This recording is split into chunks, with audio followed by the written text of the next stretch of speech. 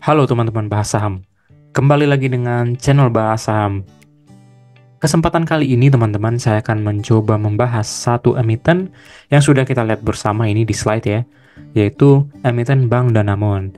Kenapa saya membahas saham Bank Danamon? Karena menurut saya potensinya cukup bagus ke depannya teman-teman. Ditambah lagi sekarang ini untuk harga sahamnya dia mengalami penurunan yang signifikan menurut saya ya. Karena kemarin saya sudah memprediksi di pembahasan sebelumnya sebenarnya harganya jangan berada di kisaran range sekarang ya. Karena memang dia didukung dengan fundamental yang menurut saya not bad gitu ya teman-teman. Nah, seperti apa pembahasannya? Kebetulan untuk emiten ini juga dia sudah mengeluarkan laporan keuangan di kuartal pertama 2024 gitu ya. Jadi atas dasar ini juga saya membahas emiten ini untuk melihat update-nya, bagaimana perkembangan dari fundamentalnya maupun secara teknikal. Nah, langsung saja teman-teman. Yang pertama secara gambaran umum ya, saya biasa memulai dengan gambaran umumnya gitu ya teman-teman. Untuk Bank Danamon ini, sampai dengan saya membuat video ini, pergerakan harga sahamnya dari awal IPO sampai dengan sekarang itu menurun 11% teman-teman. Secara all time dia minus 11,64% gitu ya. Nah, pada saat sekarang, saya membuat video ini per tanggal 12 Juli 2024, harga sahamnya berada di kisaran harga 2.600-an teman-teman. Nah, kalau kita lihat secara umum di grafik ini, tentunya masih berada di titik terendah ya teman-teman. Kalau kita lihat di sini di kisaran tahun 2009 atau 2008, harga emiten ini pernah turun sampai dengan ke harga 2000. Dan 2000 itu secara teknikal bisa kita katakan adalah titik support gitu ya. Nah, sekarang harganya ini saya rasa tidak terlalu berbeda jauh ya dengan harga yang dulu-dulu gitu ya teman-teman. Karena pada saat pandemi juga disitulah masanya emiten ini juga turun ke harga 2000-an. Nah, kalau menurut saya pribadi sekarang harga 2600 ini tidak terlalu jauh dengan harga pandemi ya teman-teman, hanya kurang lebih gapnya 600 rupiah ya per harga sahamnya. Nah, itulah saya katakan untuk emiten ini sudah terlalu rendah menurut saya. Walaupun nanti didukung dengan fundamental ya, itu emiten ini saya rasa untuk di harga 2600 maksud saya itu tidak wajar teman-teman. Nah, kita coba lanjut ya teman-teman untuk secara fundamental dulu yang pertama.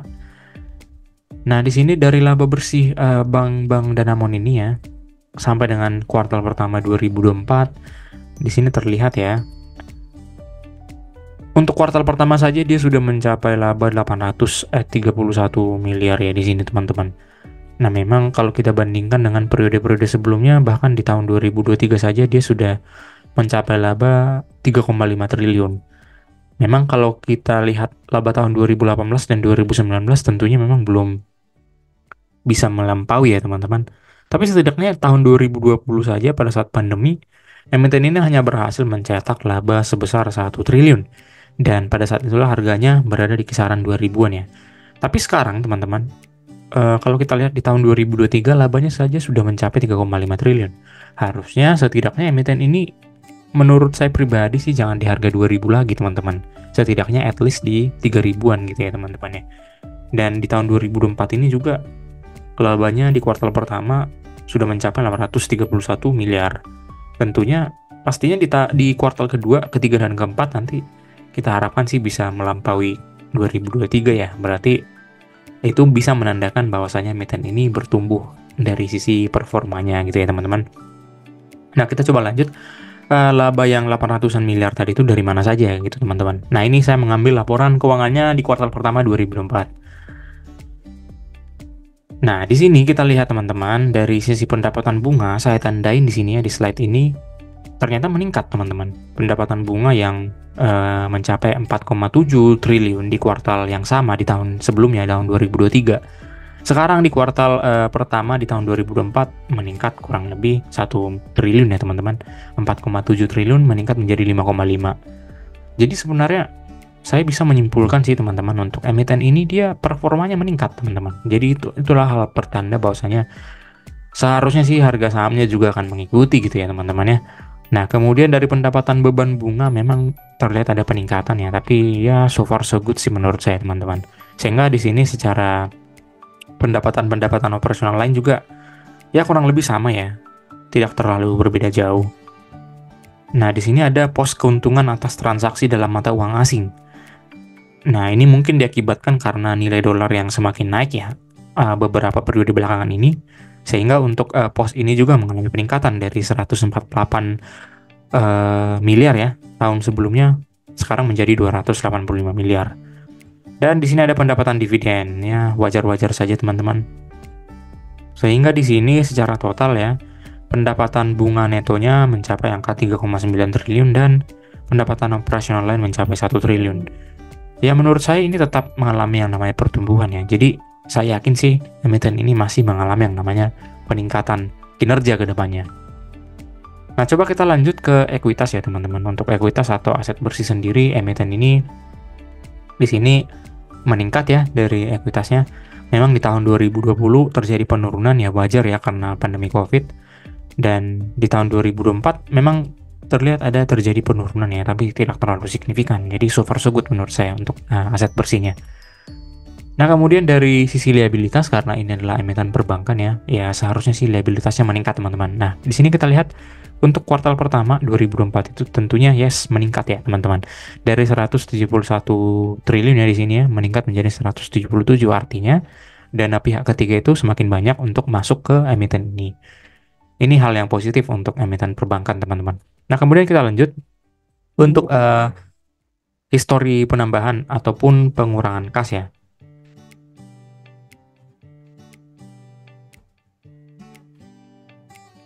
Nah, untuk histori penambahan atau pengurangan kas untuk emiten ini sampai dengan kuartal pertama 2024 ya, memang terlihat terjadi penurunan kas ya teman-teman. Mungkin ini diakibatkan pembagian dividen kalau saya tidak salah ya teman-teman. Emiten ini membagikan dividen kalau tidak salah di kuartal pertama.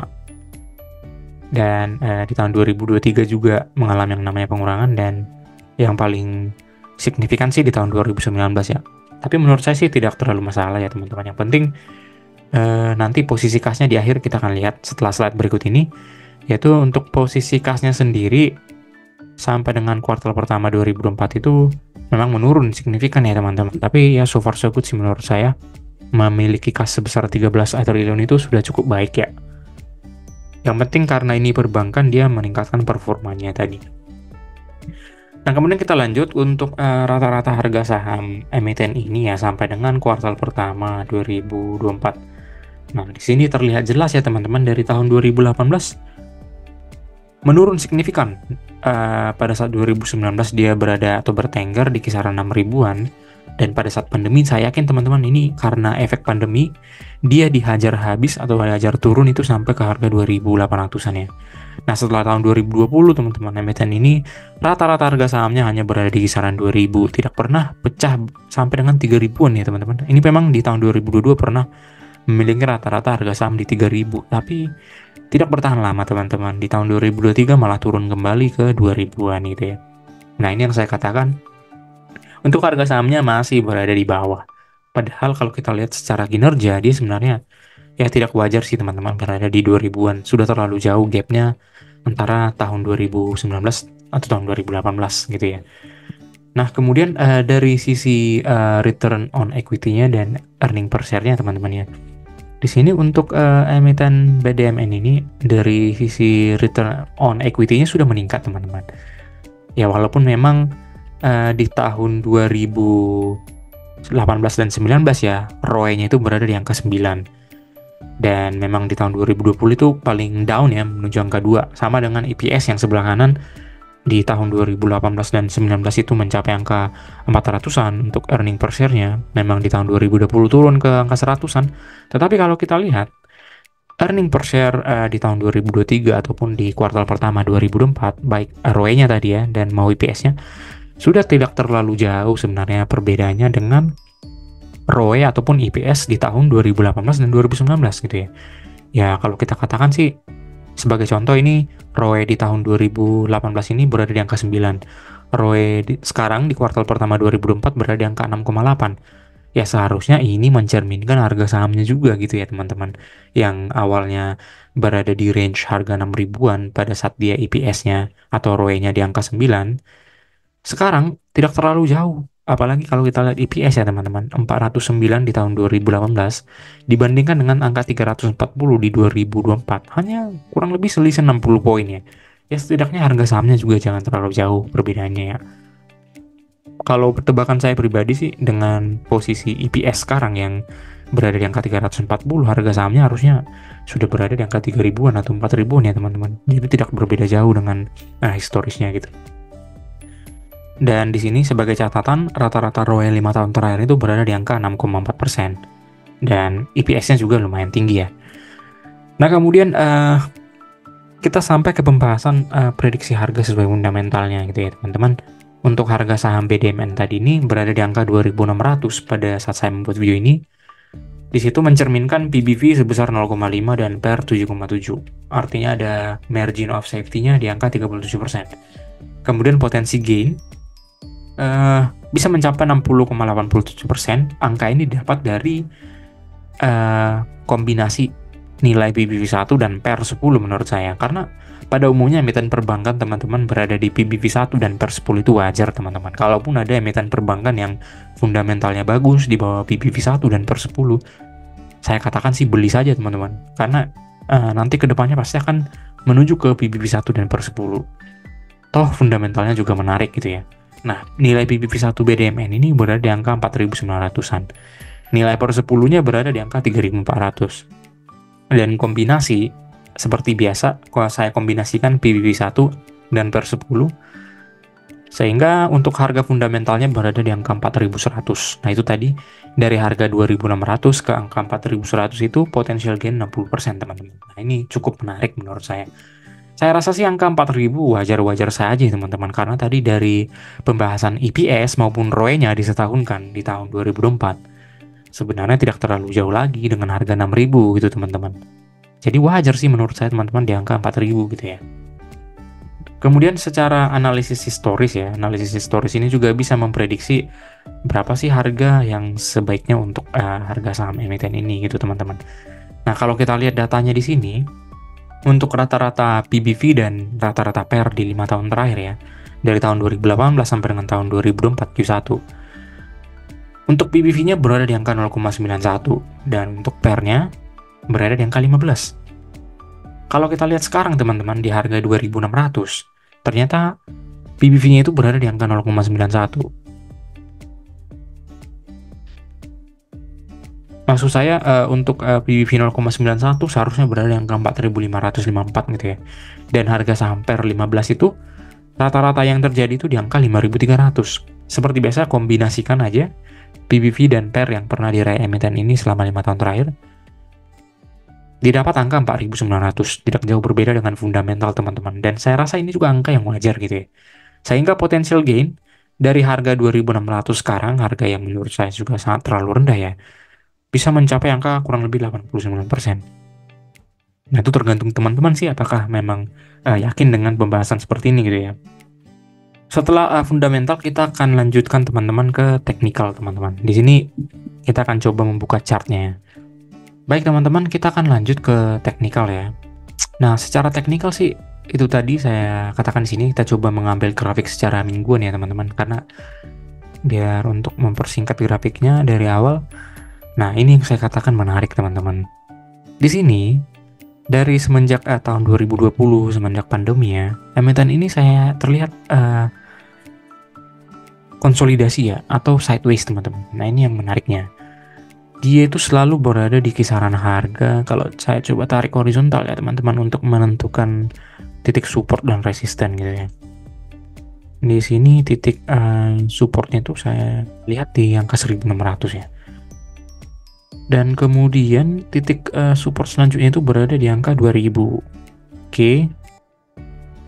Nah, kalau kita tarik lagi untuk menentukan titik resistennya, di sini resisten pertama berada di angka 1.800 ya, teman-teman ya.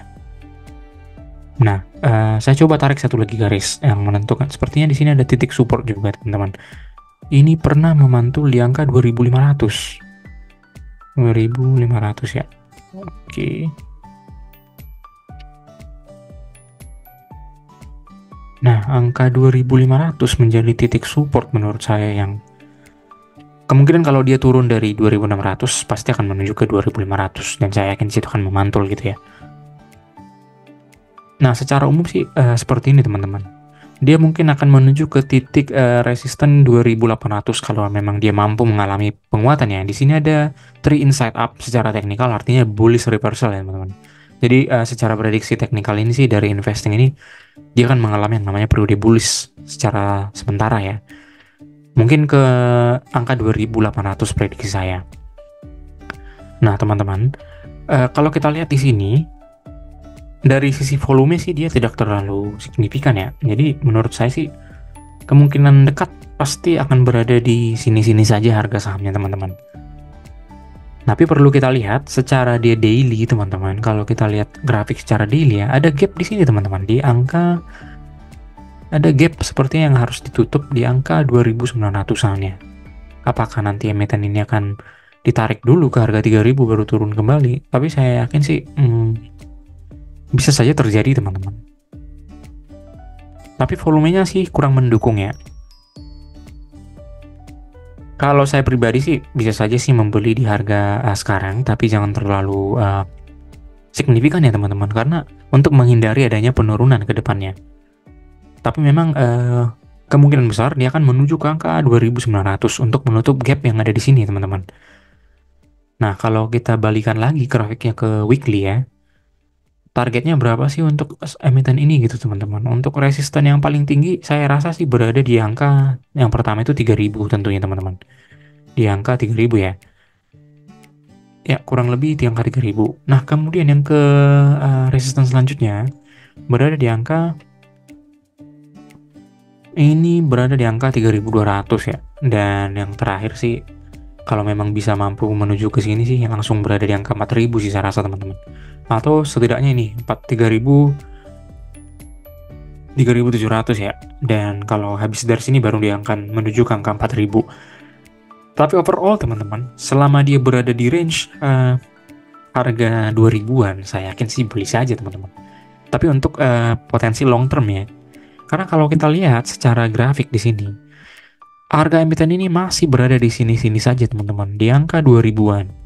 Nah, ini saya rasa potensi yang terbaik untuk membeli emiten ini, karena kalau kita lihat emiten lain seperti misalnya bunga, CIMB Niaga ya, dia di hold dalam jangka waktu lama di harga yang sama, dan setelah itu dia ditarik udah harga tinggi sekarang teman-teman. Dan ini saya lihat memiliki sifat yang sama dengan CIMB Niaga, walaupun memang secara fundamental kita tidak bisa membandingkan apple to apple ya. Tapi kalau saya perhatikan dari teknikalnya ini kurang lebih sama teman-teman. Jadi tergantung teman-teman apakah sabar untuk invest uangnya di sini gitu ya teman-teman. Secara teknikal sih saya rasa cukup menjanjikan untuk periode long term gitu teman-teman.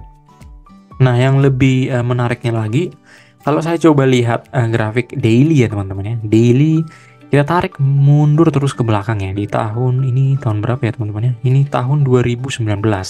Di sini juga ada gap teman-teman, yang kalau secara teknikal sih mitosnya ini pasti akan menuju ke sini karena di sini ada gap. Ini di tahun 2019 berada di angka 6.000-an. Nah, itu tadi yang saya katakan teman-teman. Angka 6.000 ini berada di tahun 2019 pada saat fundamentalnya itu masih cukup bagus ya.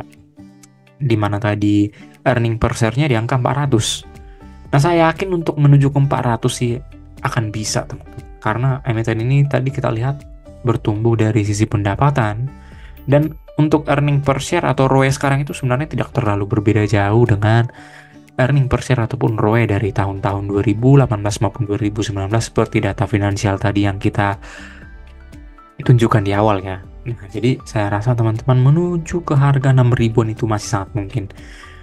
Mungkin kita tidak terlalu positif ya dengan harga sampai dengan 6.000. Setidaknya di harga fundamental tadi yang sudah kita bahas di angka 4.000 tuh saya yakin sih akan sangat gampang untuk diraih emiten ini. Tapi tentunya untuk period atau time period medium sampai dengan long term ya. Baik, setelah analisis teknikal teman-teman, seperti biasa kita lanjut ya ke analisis sentimen atau media news, baik dari media eksternal ya, yang mungkin mempengaruhi terhadap emiten ini. Langsung saja, yang pertama, ini merupakan sentimen negatif menurut saya teman-teman.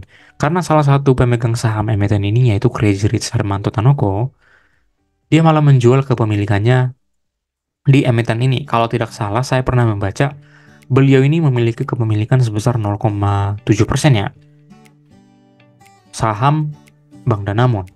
Dan dia mengalihkan kepemilikannya dari Bank Danamon ke saham-saham BUMN.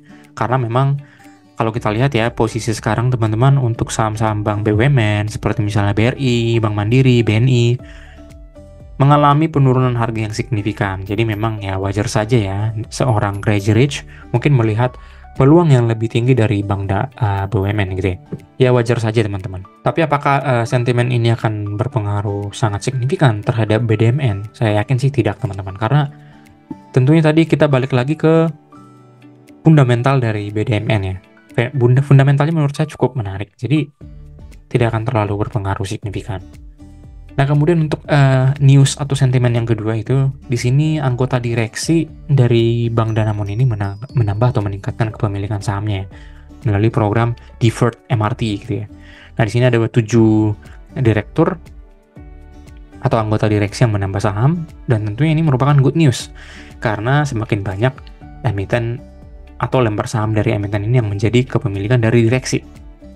Itu merupakan sentimen yang positif menurut saya. Nah, sekarang yang jadi pertanyaan, apakah itu program Deferred MRT itu? Program Deferred MRT ini teman-teman juga bisa baca dari peraturan OJK ya, dengan nomor regulasi 45 POJK 3 2015. Di situ dijelaskan bahwasanya program Deferred MRT ini adalah program yang sifatnya remunerasi yang diberikan kepada anggota direksi, kepemilikan direksi di suatu emiten ataupun badan usaha gitu ya. Nah, jadi remunerasi ini bersifat variabel yang memang atau tertuang di peraturan OJK tadi.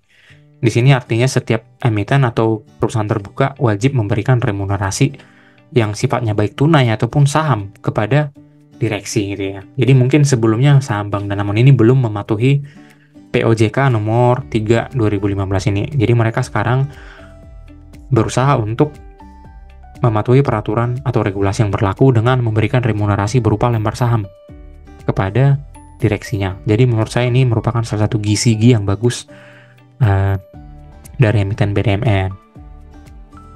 Dan tentunya pengelolaan yang bagus dengan start mematuhi aturan atau regulasi yang ada itu merupakan hal yang cukup bagus menurut saya dari emiten ini. Nah, mungkin sekian pembahasan mengenai saham BDMN teman-teman. Teman-teman juga boleh berkomentar tentang analisis ini dan boleh memberikan pendapat ataupun kritik ya teman-teman. Jadi semoga ini juga pembahasan berguna bagi teman-teman investor, mungkin hanya sebagai referensi saja untuk menentukan langkah investasinya selanjutnya. Nah, di sini seperti biasa ada quotes, "Someone is sitting in the shade today because someone planted a tree a long time ago," gitu ya. Jadi kita bisa akan menikmati hasil investasi dalam jangka waktu yang panjang jika kita sudah berbuat yang bagus di awal gitu ya teman-teman. Baik, sekian pembahasan teman-teman. Jangan lupa klik like dan subscribe untuk kemajuan channel ini. Terima kasih.